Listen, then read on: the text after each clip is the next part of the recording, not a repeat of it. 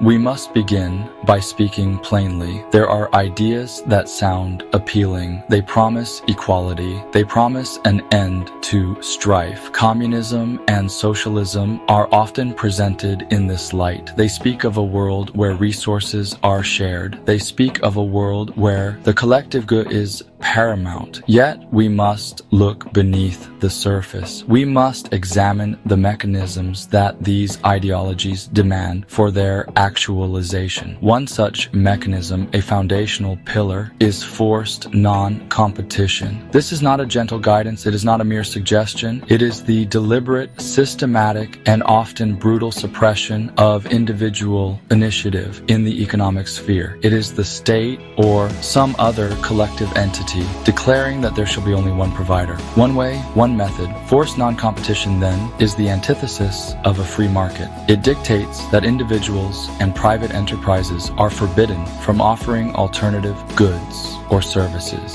If the state decides it will produce all the bread, then no independent baker may rise to offer a different loaf.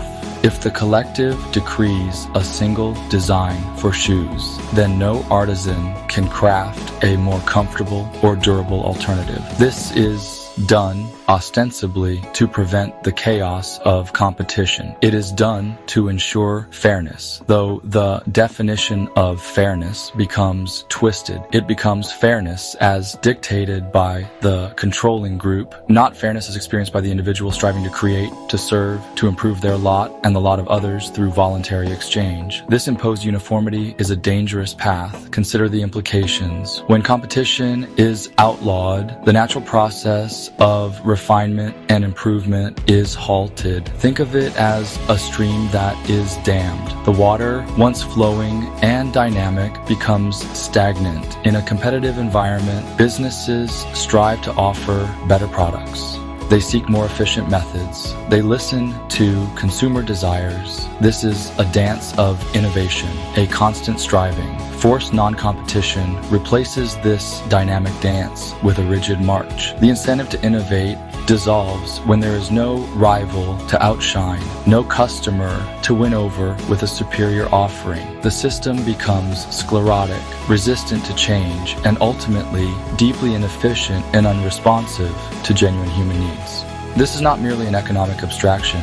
This has profound consequences for the human spirit. To deny an individual the right to compete, to create, to offer their unique talents to the world in the marketplace is to curtail a fundamental aspect of their being. It is to say that their ingenuity is not valued unless it conforms to the pre-approved plan. It is a form of control that extends far beyond the mere production of goods. It touches upon the very essence of human agency and the pursuit of a meaningful existence through productive effort. We must be wary of ideologies that demand such a high price for their promised but rarely delivered utopias. The dragon of chaos is not slain by creating a more rigid, totalitarian order.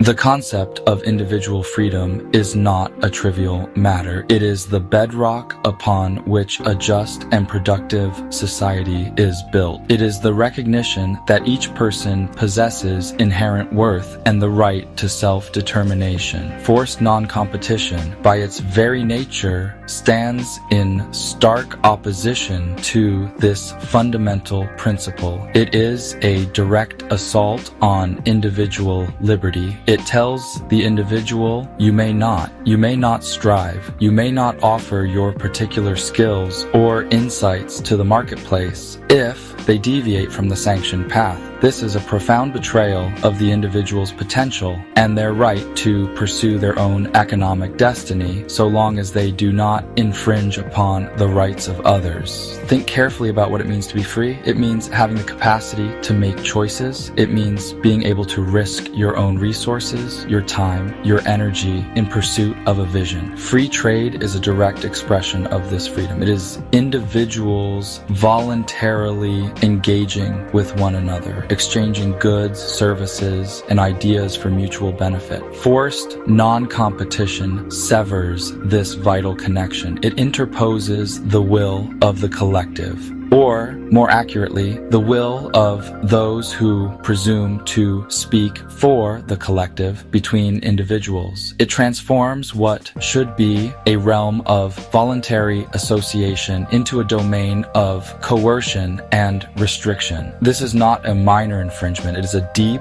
and wounding constraint upon the human spirit. When a system dictates that only one entity, usually the state, can provide a particular good or service, it infantilizes the populace. It assumes that individuals are incapable of making wise choices for themselves. It presumes that a central authority possesses a monopoly on wisdom and foresight. History, however, teaches us a harsh lesson. Such concentrations of power, unchecked by competition, rarely lead to benevolent outcomes. Instead, they breed inefficiency, corruption, and a disregard for the actual needs and desires of the people they are meant to serve. The individual is not a cog in a machine to be directed. The individual is the source of creativity and value. To argue for forced non-competition is to argue against the very essence of what makes human societies dynamic and adaptable. It is to prefer the dead hand of control over the vibrant, unpredictable, and ultimately more fruitful process of free exchange. The desire to compete, to improve, to offer something new or better is a powerful and positive human drive. It is this drive that has lifted humanity from poverty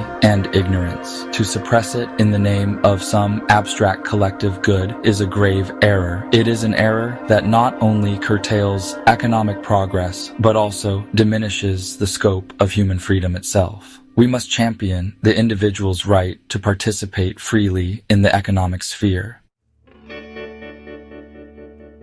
There is a dangerous idea that often underpins systems advocating for forced non-competition. It is the idea that the collective, be it the state, the community, or some other abstract entity, has a superior claim over the individual. It suggests that your talents, your labor, your very economic existence belong first and foremost to the group and can be directed or curtailed by that group for its own ends. This is a profound and tyrannical misapprehension of the proper relationship between the individual and society. No group, no matter how well-intentioned its stated aims, possesses the inherent right to own or control the productive capacities of its individual members in such an absolute manner. The individual is primary. Society is a collection of individuals. It exists, or should exist, to protect the rights and freedoms of those individuals, not to subsume them. The notion that a collective can legitimately prevent a person from engaging in peaceful, voluntary trade, from offering their skills to others, is a perversion of justice. Who grants this collective such authority? By what moral calculus does a group acquire the right to dictate the entirety of economic activity, to extinguish the spark of individual enterprise? This is the logic of the ant colony, not of a society of free and responsible human beings. We are not mere instruments of the collective will. Consider the source of value. Value is not created by committees or edicts. It is created by individuals who perceive a need, who innovate, who take risks, and who work diligently. To then claim that the fruits of this individual effort, or the very right to make such an effort, can be monopolized by a collective is to misunderstand the very engine of prosperity and progress. The collective does not think, it does not innovate, it does not dream. Individuals do these things. A system that prioritizes an abstract collective over the concrete living individual is a system that will inevitably stifle the very sources of its own potential vitality. It is a form of self-sabotage writ large. Furthermore, the claim of collective dominion often masks the reality of control by a select few. The collective rarely makes decisions unanimously. Instead, a vanguard, a party, or a bureaucracy speaks in its name. These individuals then wield the power to suppress competition, to allocate resources, and to define the limits of economic freedom for everyone else. This is not collective ownership in any meaningful sense. It is the concentration of immense power in the hands of a ruling elite, an elite that is shielded from the consequences of its decisions by the very absence of competition it enforces. The individual, therefore, is not subservient to a benevolent collective, but to a fallible and often self-serving group of controllers. When competition is forcibly removed from the equation, a creeping paralysis sets in. Innovation, that vital spark that drives progress and improvement, withers on the vine. Why would a monopolistic entity, secure in its position as the sole provider, invest the effort, resources, and risk required for genuine innovation? Without the spur of a competitor threatening to offer something better, faster, or cheaper, the impetus to change, to adapt, to strive for excellence dramatically diminishes. The monopolist can afford to be complacent. The consumer or the citizen has no alternative. They must take what is offered, regardless of its quality or suitability to their actual needs. Think of a single state-run telephone company in a bygone era. Decades might pass with minimal changes to the technology or service. The phones remain clunky, the service unreliable, the features stagnant. Why? Because there is no pressure to improve. There is no nimble startup working tirelessly in a garage to develop a superior product that could capture market share. In a system of forced non-competition, that garage startup is illegal. Its very existence is a threat to the established monolithic order. The result is a technological and service desert where the seeds of new ideas find no fertile ground in which to sprout and flourish. This is the inevitable outcome of shielding an entity from the bracing winds of competition. This lack of innovation is not merely an inconvenience. It has profound societal costs. It means that new efficiencies are not discovered. It means that life-improving products and services are never developed, or are developed much more slowly than they would be in a competitive environment. Consider the advancements in computing, telecommunications, or medicine. Many of these breakthroughs were driven by intense competition, by individuals and companies striving to outdo one another to solve problems in novel ways. A system that centralizes all economic activity and prohibits competition essentially declares that the current state of affairs is good enough, or that any change must come slowly through bureaucratic channels rather than through disruptive, bottom-up innovation. The human capacity for ingenuity is immense, but it requires freedom and incentive to be fully unleashed. Forced non-competition acts as a powerful suppressant on this capacity. It creates an environment where conformity is rewarded and where challenging the status quo is penalized. Bureaucracies, which inevitably manage such monopolies, are inherently conservative. They are designed to administer, not to innovate. They are structured to follow rules, not to break them in pursuit of a better way. Thus, the very structure of a monopolized, non-competitive system is antithetical to the dynamic, risk-taking spirit that fuels true progress. The fields remain barren, not because there are no seeds of genius, but because the system refuses to allow them to be sown and cultivated. Section 5. The high cost of captivity when monopolies dictate price. Beyond the stifling of innovation, forced non-competition and the resulting monopolies have another deeply pernicious effect. They lead to higher costs and lower quality for the consumer. When you, as a consumer, have no alternative, when there is only one provider for a necessary good or service, you are essentially a captive. The monopolist understands this. Without the discipline of competition, the pressure to keep prices reasonable and to maintain or improve quality is severely attenuated. Why strive for efficiency when you can simply pass on any and all costs, no matter how inflated by mismanagement or waste, to a customer base that has nowhere else to turn? Consider the simple dynamics. In a competitive market, if one provider raises prices excessively or allows quality to slip, consumers can and do take their business elsewhere. This threat of losing customers is a powerful motivator for businesses to remain lean, efficient, and responsive to consumer demands. Remove that threat and the incentives flip. The monopolist can afford to be inefficient. Bloated bureaucracies can expand within the monopolistic entity, consuming resources without adding commensurate value. There is little internal pressure to cut costs or streamline operations because the revenue stream is guaranteed, not by excellence, but by decree.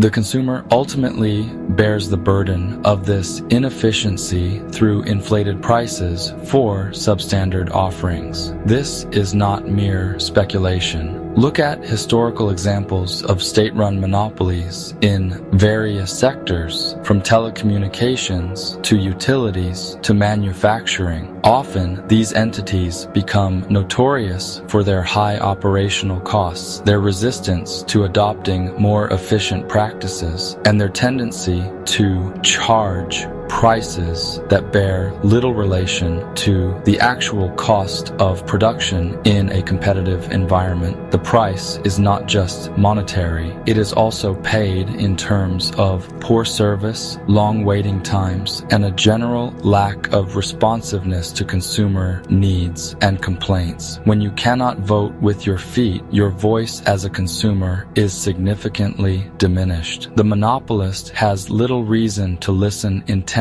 The argument is sometimes made that monopolies, particularly state-run ones, can provide services at cost or even subsidize them for the public good. However, the definition of cost in a non-competitive environment becomes notoriously elastic. Without market benchmarks, without the pressure of rivals, it is exceedingly difficult to determine what the true, efficient cost of production should be. Furthermore, subsidies often mask underlying inefficiencies paid for by the taxpayer in other ways. The illusion of affordability can hide a much deeper reality of economic waste and resource misallocation, all stemming from the absence of competitive discipline. Freedom of choice for the consumer is the best guarantor of fair prices and good value. Section 6. The entrepreneurial spirit extinguished. The death of initiative. Entrepreneurship is the lifeblood of a dynamic economy. It is the human capacity to see opportunity, to marshal resources, to take risks, and to create something new. A new product, a new service, a new way of doing things. This spirit of initiative is not just about making money. It is about problem solving, about innovation, about the deep satisfaction that comes from building something of value. Forced non-competition, however, acts as a potent poison to this entrepreneurial spirit. It sends a clear message: your new ideas are not welcome here. Your initiative is a threat. Your desire to build and compete is to be suppressed. Imagine a young person full of energy and bright ideas. They see a flaw in the existing state-provided service. They believe they can do it better, more efficiently, or offer a variation that would serve a niche market currently ignored.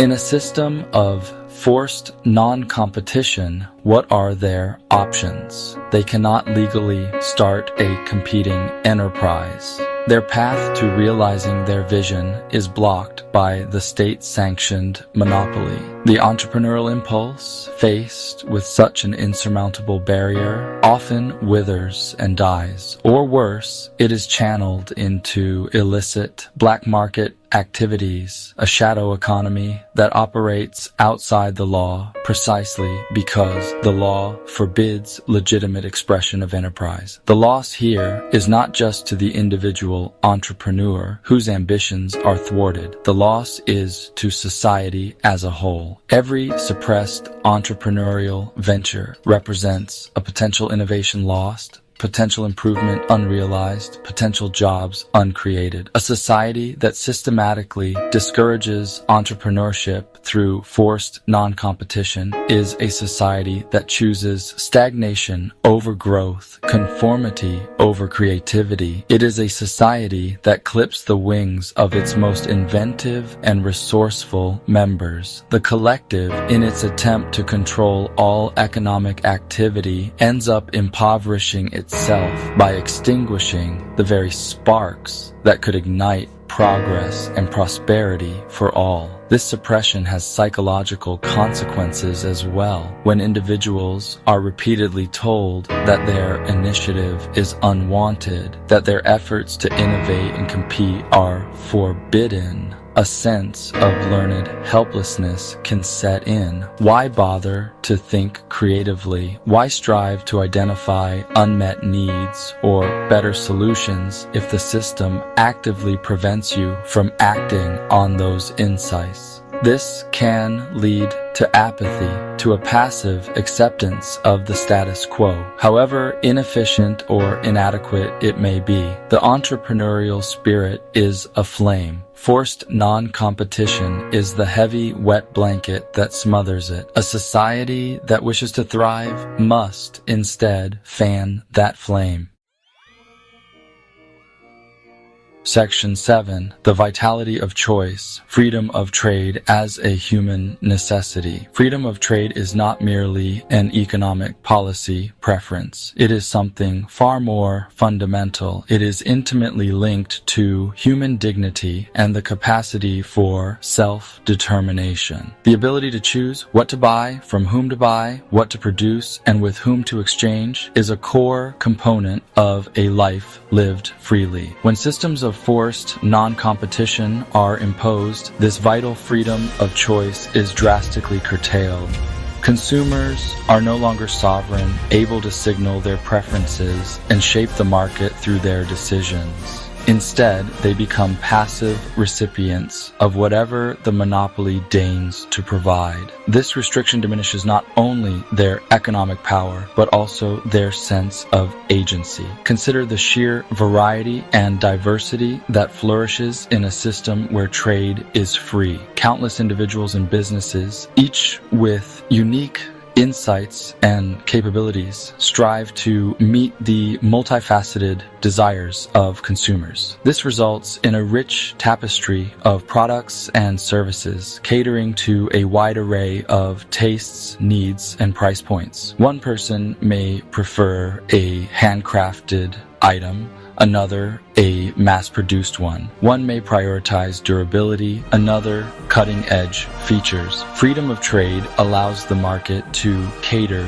to this complexity. Forced non-competition, by contrast, inevitably leads to homogenization. The single provider, lacking competitive pressure, tends to offer a one-size-fits-all solution, which in reality fits few people perfectly. The absence of choice also breeds resentment and frustration. When you are consistently faced with a poor quality product, an exorbitant price, or terrible service, and you have no alternative, it is a deeply disempowering experience. It demonstrates a lack of respect for your needs and preferences. This is particularly galling when the monopoly is enforced by the power of the state, an entity that is supposed to serve its citizens. The argument that such restrictions are for the common good rings hollow when the individual's daily experience is one of limited options and poor value. True common good arises when individuals are free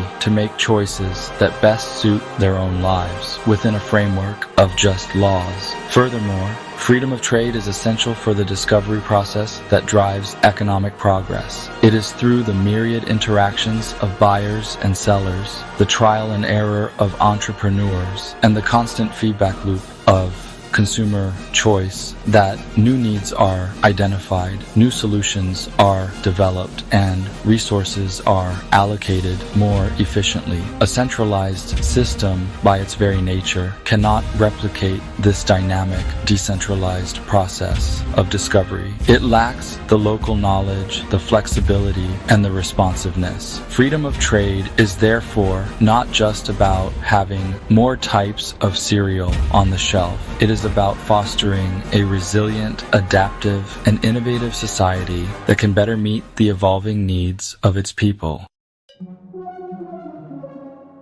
Section 8. No right to rule. The illegitimacy of collective economic tyranny. At the heart of the argument against forced non-competition lies a crucial moral principle. No collective, be it the state, a commune, or any other group, possesses an inherent or justifiable right to exert absolute control over the peaceful, voluntary, economic activities of individuals. The idea that a group can legitimately monopolize entire industries and forbid others from participating simply by virtue of its collective status is a dangerous and tyrannical conceit. Such power is not derived from consent in any meaningful sense, especially when dissenters are met with coercion. It is rather an arrogation of power, a claim of ownership over the lives and labors of others. Individual rights are paramount. Among these is the right to property, which includes the right to the fruits of one's own labor and ingenuity. It also includes the right to engage in free association and voluntary exchange. When a collective entity forcibly prevents an individual from starting a business, from offering a service, or from trading freely with others, it is violating these fundamental rights. It is essentially saying that the individual's economic life is subject to the arbitrary will of the group or those who rule in the group's name. This is a slippery slope towards total subjugation, where individual autonomy is extinguished in the name of a collective ideal that often proves illusory and oppressive. The proponents of such collective control often speak of eliminating the anarchy of the market or ensuring equitable distribution. But what they establish is not true equity, but rather a rigid hierarchy where the controllers dictate terms to the controlled. The power to forbid competition is the power to dictate. It is the power to pick winners and losers, not based on merit or consumer preference, but on political expediency or ideological conformity. This concentration of economic power in the hands of the few, shielded from any competitive challenge, is a recipe for corruption and abuse. It undermines the very notion of a society governed by just laws applicable to all. Therefore, the claim that any collective has the right to monopolize industries and control the free trade of others must be robustly rejected. Such a claim is an affront to human dignity and individual liberty. It paves the way for economic stagnation and political oppression. A just society is one that protects the right of individuals to pursue their economic well-being through peaceful and honest means, free from the arbitrary dictates of a controlling collective. The freedom to trade, to compete, and to innovate is not a privilege to be granted or withheld by the state. It is an inalienable right, essential for human flourishing and the creation of a truly prosperous and dynamic social order.